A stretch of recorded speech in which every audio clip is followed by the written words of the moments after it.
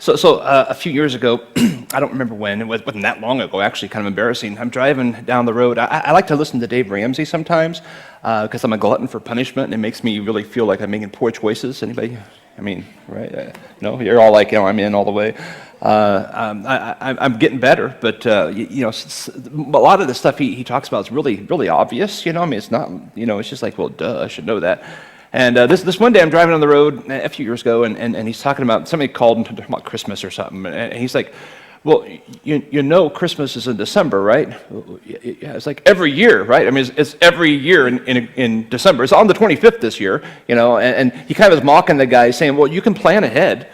And I'm driving down the road thinking, that is a great idea. Now, I was old enough to know better. I mean, it's like I should know these things, but it's like I've never really done that. You always know what's coming, but you don't really necessarily plan. Anyway, so that year, I ran home and Cheryl and I talked. It's like, hey, we ought to maybe prepare for this. Let's make a budget. We saved up, and for a number of years, it was the most relaxing, enjoyable Christmas ever because it was just sitting there. Whatever we were going to get for gift giving was sitting there in the savings account. We just slide it over to the checking or get cash or whatever it is we were doing that year, however we were spending it. And it made it so relaxing. And so we've been doing that for quite a while, except for this year where we drained our savings so I could pay someone to finish my siding for it. That's a different story. But it's been a really great approach to doing Christmas. Gift giving is kind of, if you ask anybody what's the big thing about Christmas, they're going to boil it down to gifts, right? Jesus, that's the Sunday school answer, but don't you always love Jesus? It's, surprise, Jesus. We do Jesus 12 months out of the year, but there's something about Christmas. We just kind of go insane and we start buying gifts for each other. Kids like to go sit on some strange dude's lap in a red suit and tell them what they want for. That's kind of freaky. Really? Well, you're taking your kids to a stranger saying, here, sit on this guy's lap and tell him what you want for Christmas. But kids mostly are like, yeah, I'm in. I'm going to do that. My kids always thought it was a little, they just were like, I'll just send them a note, no, thanks. But we do that. The kids know it's about giving and receiving. And as you get older, isn't there a certain amount of joy in the giving? You like to get too, but giving is kind of the heart of what happens at Christmas, a big part of Christmas. So we're going to talk a little bit about it today. We do things around Christmas that in gift giving that we'd never do any time of the year. If I came up to you in May and said, hey, I was thinking about you this week and I got you these socks, wouldn't you look at me like, you're just weird? I just noticed your socks are really poor. And, it's like, no, but I've gotten socks for Christmas before, and it seems perfectly natural. I'm like, well, thanks. I needed some socks. So we do things at Christmas in the realm of gift giving that we don't do in other times of the year. So I thought it may be a good idea to talk a little bit about gift giving today. I think it probably comes from the whole idea of Christmas. It's all about giving, right? God giving his son. It's the most amazing gift ever. And it's the gift of joy and the gift of salvation and peace. You go back to Luke 2, it's a story we read every Christmas, but it's all about the gift. In the same region, there were shepherds out in the field keeping watch over the flock by night. An angel of the Lord appeared to them, and the glory of the Lord shone around them. They were filled with great fear.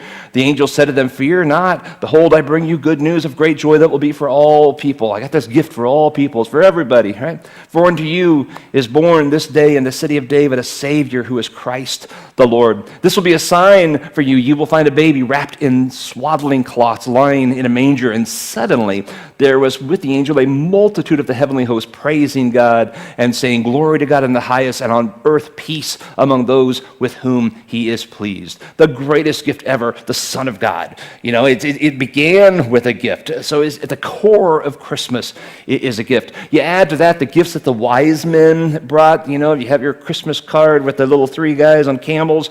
That's usually how that depicts this. In Matthew chapter 2, they saw the star. They rejoiced exceedingly with great joy. And going to the house, they saw the child with Mary, his mother. They fell down and worshiped him. Then opening their treasures, they offered him gifts, gold, frankincense, and myrrh.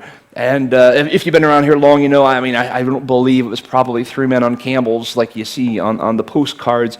These were dignitaries of foreign lands who probably were reading the writings of Daniel, who some 600 years earlier had written down, hey, this is what's happening, this is what the future looks like. And they saw these signs in the sky and said, hey, this is it.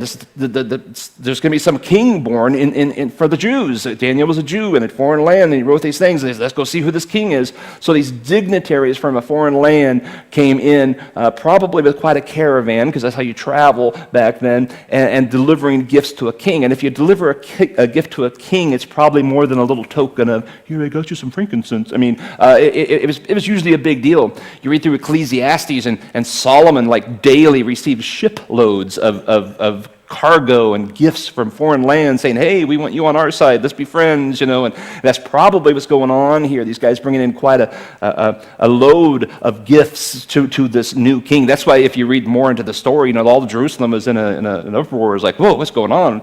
Because dignitaries arrived with gifts, you know, probably not three dudes with a little gift in their back pocket. I mean, it created quite a stir. And so gift giving kind of goes back to the whole very beginning. I suppose we just kind of took that and said, well, yeah, we should buy things for our children too. I don't know. Somewhere along the line it became a custom. And we all do it. I mean, anybody here not do gifts at all? You're not going to raise your hand. You're like, I can't. I'm not going to tell you. So it's a big part of what we do with Christmas. So what I want to do today is extremely practical. Sometimes we dig into Scripture and break down the Greek and language and all that kind of stuff. Today is just extremely practical. Let's look at gift giving. And I have three simple suggestions for you in our classic Christmas series that will make your gift giving experience this Christmas or next, if it's too late for this year, a much more enjoyable time. So three suggestions. Number one, give to the need, not to the flesh. The flesh being all the carnal desires and the craziness of us. There's something about Christmas that makes us go insane. So this statement right here is even kind of out of step with culture a little bit, because we totally give to the flesh. We give to our greatest dreams and desires. But there's something about Christmas. We'll throw logic out the window, and we'll splurge on things we would never buy.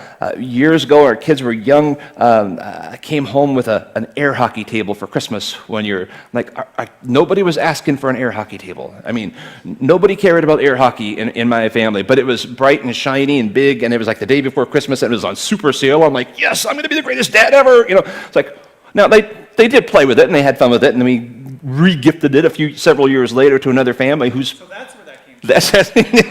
It's at Brian's house now, and he's charging people to play it.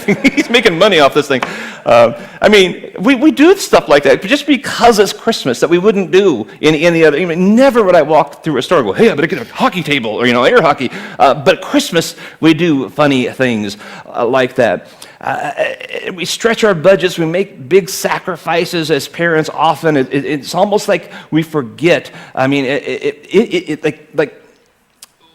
whatever, here's the deal. Whatever we get our children, this is what we forget, that whatever we get our children, it'll soon be obsolete and they won't care anymore. I mean, Brian has our hockey table. Not really, but and they don't care. No one complained, like, no, get rid of the air hockey. I mean, at some point they were like, that's a dumb air hockey table. And we started piling things on it. It became a table and holding things. In the beginning, it was cool and fun and great, but it lost its sparkle pretty soon. When computers, like home computers first started coming out, some of you, missed before your time maybe. I was working and in a church, and I'm like thinking, man, a computer would make my life so much better, and it was legitimately would and did and has.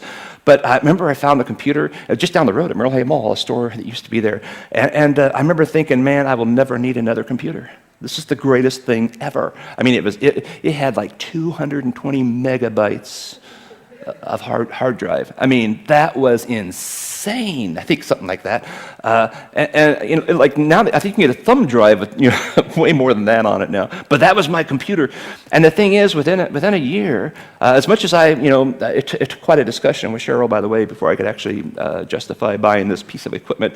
But within a year, I'm moping around the office. My computer's so dumb and it's so slow, and they got better computers. I mean, that was the best thing ever. To all of a sudden, it's obsolete and doesn't really matter. That's how it is with every gift you've ever gotten your children, right? I mean, I don't care what it is. I mean, at some point, the hottest article of clothing or piece of technology or phone. Anybody still using the flip phones? Some of you might be. I do actually have some friends that have flip phones. All right. Man, that was like to die for once. And now you're like joking about flip phones. But that's just the nature of things. It doesn't matter what's hot, what's big, what's new this year, it will be obsolete. And if you sacrifice too much to buy it for your kids, they're just, it's just not worth it. They're going to want something bigger and better next year. Ecclesiastes, just talking about money and stuff in general, says, "He who loves money will not be satisfied with money." Anybody ever have enough? I haven't got there. I mean, honestly, and I don't even like live for it. But I'm like, I've never had like enough to go. Yeah, that's all I need. No more for me. Nor is he who loves wealth. You're never happy with their income. All this vanity. This is the guy who had it all, right? This is the guy who was getting those cargo ships full of freight every day as gifts, and he's like, I just can't have enough. And at the end of his life, he said, it didn't matter. None of it matters. It all gets old after a while. Interject your own poison there. Whoever loves technology will never be satisfied. There's always the next phone. There's always the next computer. Always the next iPad. Whatever the subject, whatever the technology, it'll always get better. Workout clothes. I got to have this particular item that's going to be to make my workouts better. I'll run faster and jump higher and not sweat or whatever it is, And you get that, and it's like, now I need a blue one. I mean, it's like there's always you need one more. It could be board games. If you love board games, you never have enough. You're always on the hunt for the new one. That's why they advertise at December, because people buy you board games in December when they're not probably going to in March. But it's like, oh yeah, throw the budget out. Who cares? Get a board game, because we do it. So it's okay. I mean, that stuff isn't bad. There's nothing wrong with technology. There's nothing wrong with board games or anything like that, or workout clothes. Please wear clothes when you work out. That's really good. But the thing is, you'll never be satisfied. You'll never have enough, ever. My dad, when we were first married, and before, he had this thing. He'd get us some fun stuff, the sparkly stuff and the stuff, whatever was cool at the moment. But he always threw in things like a case of oil, because that's back then I had a car that it drank the oil pretty well, or he'd throw in like a case, big package of paper towels, And at first, my wife Cheryl, when we first got married, she's like, "That's really weird." I mean, why do you wrap up paper towels? But after a while, it became kind of an appreciation thing. It's like, well, that's really cool, because we were going to have to buy paper towels, and she knew I'd have to be buying oil pretty soon, and it became. Those are the things. Actually, the gifts I remember. I don't remember the other gifts. All those years, I mean, I remember the paper towels and the oil. They really kind of stuck out to us. And so we kind of passed that along in our kids. We usually throw in something that's kind of silly like that. Hey, here's some toilet paper. Use it well. And something for Christmas. You're going to have to buy it yourself anyway. And so we kind of have passed that. I have a little flavor of my dad that has passed on. We have a number of people in our church that support kids in Zimbabwe. They're sponsors, provide the education and shoes and stuff. And you probably got a letter this recently about the Christmas party that they're having. They just had, and so you for what was it, $25, $35? I can't remember. You could buy them a new school uniform for the year, new shoes for the year, and they throw this big party, right? And this is my friend Innocent sent me this earlier. I think it was this week, and said, "Hey, here's the kids having their Christmas party." Now you and I look at that and think, okay, it's just a big plate of food, dude. That's like once or twice a year. I mean, they don't eat like this. This is not a normal meal. They are living high right there. And to have like a soda, a pop, I mean, that is big time. This is in Zimbabwe. And it is so cool. A bunch of us have been in that very room with those kids. It's really just a neat thing. That was giving that was giving to the need, not the flesh. We could have sent them, sparkly things and batons, and we could have sent them a new iPhone. They couldn't use it, But $25, $30, whatever it was, gave them a meal and clothes to wear. That's what I'm talking about. When it comes to giving to the people you love, I mean, have some fun, but give to the need, not necessarily just to the flesh. A second thing, give what you can, not what you can't. This is almost a Ramsey thing here. I mean, right? The temptation is to go crazy this time of year, isn't it? I mean, the temptation is to kind of throw out everything. Parents who don't have the ability to buy elaborate gifts begin to feel guilty if they can't provide for their children what maybe their neighbors can provide for their children, or what their children's friends, parents kind of get for them. And somehow they believe like they're cheating their kids or something out of something that they deserve. And this may sound a little harsh, but man, your kids don't deserve the greatest Christmas ever. You know, I don't tell them I said that. Tell them Ken said it. They'll get mad at him. But honestly, I mean, they're getting food, right? And they have a place to sleep, and they have shelter. They're not working. Tell them to get a job if they want a fun Christmas. Grinch. But honestly, we don't have to feel guilty because we're not giving them the greatest thing ever. Don't threaten your ability to provide the necessary things throughout the year: food, shelter, clothing, the stuff they really need, so that you can give them some frivolous things right now, because the bill does come due next month. I mean, they're coming after you. You know, if you use a credit card, you get some type of loan of some sort, they're going to come after you. Don't allow yourself to sink into some depression because you want to provide this big monster Christmas that you can't afford. Now, if you can afford it, go for it. Have fun. You know, I'm not against that. I'm just saying, if you can't, don't do what you can't. Only do what you can. That requires being honest with yourself. Okay, I mean, really, what can we afford? Not what can my neighbors afford, my friends, parents, you know, what can I afford? If you use a credit card that you can't pay off for even one thing, you've bought more than you can afford. I mean, just don't do it to yourself. Oh, God's not going to get you. It's not the evil sin from you know, whatever. Just don't do that to yourself.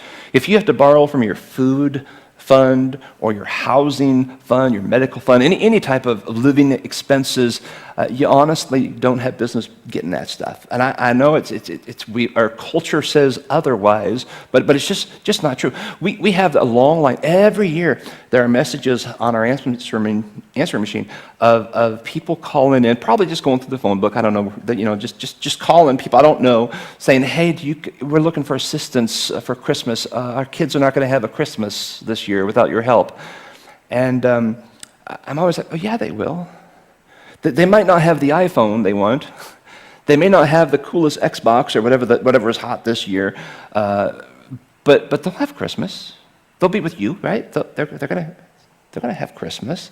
Just might not be glittery and exciting and wonderful. It'll be, more importantly, what you can do. So neither I, as a parent, or I, as a stranger in a church office, are obligated to make sure our children have the newest, hottest technological advanced toy, or the most expensive, phone that's out there. We're not obligated. We're not obligated. I know the kids will make it sound like it, because who are they looking out for, right? Of course. But you've got to look out for the family, and man, I know you hear this like, what if all their friends get the Xbox? I'm thinking, send them to their house. This is good news. I don't need to buy this for you. Joey has it. Go have fun. Come back for supper. No, don't. They'll feed you. Really. This could be a double win. But you don't have to go crazy on this stuff. It would be irresponsible, and I know we've probably all done it at different times and different stages in our life, but it would be irresponsible to go into debt to buy things that they really don't need. It would be almost sinister for a church to provide things like that aren't needed, but our hearts are like, oh, I want to help little John. He needs the game. It's like, what they need is Jesus. That's what they really need. We have something bigger to give. Don't give your kids a false sense of where you are financially. Anyway. Several years ago, Cheryl and I started our own little tradition where we would get together sometime very early in the season or prior to the season, late November, early December, whatever, and we'd go out to eat, and just the two of us sit down and make our plan. We'd plot what Christmas is going to look like, and we'd set the budget. Now, if we had done like our plan suggests and saved ahead of time, we already knew what the budget was. We'd say, here's what we have, what are we going to do with it? And that was really fun, because it was stress-free. It was like, here's what we got, X amount and go for it. We budgeted for it. Or like this year, it was like, guess what? We have no savings this year, so so it's a different plan. But the plan is, what are we going to do? How do we afford it so that it does not harm the family in January and February and March, because we wanted to make some silly splash on December 25th, which is forgotten by the 26th. So just make a plan. Proverb 22, verse 7 says, the rich rules over the poor, the borrower is the slave to the lender. I don't want my Christmas shopping this year to cause me to be a slave to someone who says on the 15th of January or whatever day of the month, hey, by the way, you need to send me this money. you owe, and I'll be calling you every 10 minutes if you don't, and I'm going to make you suffer if you don't. We become slaves to the lender. Proverbs 22, be not one of those who gives pledges, who put up security for debts. If you have nothing to which to pay, why should your bed be taken from under you? I'll just put this bed as security, and then you show up, your bed's gone. That's kind of awkward. You kind of needed that bed, right? I love the commercials this time of year. Someday I'll do this maybe, but I'll have to win the lottery probably first, where they have the cars, in a big bow, like the husband buys the wife like some big fancy car. And what is it right now? There's some GMC thing. It's got $100,000 worth of cars in the parking lot, and the wife takes the wrong color, and he's like, well, I guess I'll take this one now. I'm thinking, really? Really? I mean, really? I'm like, here's my Matchbox. Like, gosh, and here's the deal. I could do it, right? I could go into a dealer and sign on the dotted line and convince them that I'm unworthy of that. I'm sure I could. I haven't tried. They might laugh at me, but I probably could. I get one of them anyway. And it'd be really awkward about July, though, when they show up with the tow truck saying, yeah, we're taking that back. You forgot to pay for it. It's like, oh, no, I didn't forget. I just didn't have it. Don't put yourself there. That's what the scripture's saying there. Just don't put yourself there. It's just kind of silly. Give what you can. Not what you can't, or not even what you want. Give what you can. It may not be as exciting as last Christmas or the Christmas before, or as the Christmas you want it to be, but man, it'll make January so much more peaceful, and February, and March, and April, and May and June. I mean, right? And when Dad doesn't have to get a second job to try to pay that stuff down, man, you're saving yourself. And Mom's not losing sleep at night worrying about how we're going to pay this stuff. They're going to come and get my fancy new black car. Man, just save yourself a lot of stress. Just save yourself a lot of pain. Sometimes the biggest gift is to scale back. Last thing, really simple. Give from the heart, not obligation. Make that list of people you're buying for, then look at that list and ask yourself, who am I shopping for simply because I feel like I have to? Y'all have those, right? Sometimes you just have this like, oh man, I can't afford this, and I don't know if I should give to that person, but you just feel obligated to. Everybody you work with, and half the people in the neighborhood, the person on aisle 12 with the friendly smile, you figure out how to give them something. All these different people. Give from the heart, not obligation. 1 Peter 1 says, love one another earnestly from a pure heart. We don't have the scripture on the screen for that. I'm not sure that means everybody that you have to buy a gift for, if you put it in a Christmas context. Just kind of scale it back. That was an interesting, that's just probably more a girl thing than a guy thing, to be honest. Dudes were kind of like, hey, Merry Christmas, we're good, And I remember early on, I think we were done with Christmas, and then Cheryl will pull, I got these 15 things to get. I'm like, what? We didn't budget for that. We didn't budget for the first, that just drives everybody insane. No, nobody needs to do that. You don't need to be spending, $15 in every trinket out there so someone can put it on a shelf or put it in a box so they bring it out next year or whatever. Just scale back on that whole thing. It's just good advice. You can do other things. Be creative. Go out for coffee. Have just an evening together. Watch a Hallmark movie. That's a girl thing, and grab some Kleenex and cry together. And that's a good Christmas, right? All right, there you go. It's very simple, extremely practical, but that's what it is. 3 suggestions. If you do this honestly, maybe if it's too late for this year, that's okay. Do it next year. But give to the need, not the flesh. Give what you can, not what you can't. Give from the heart, not from obligation.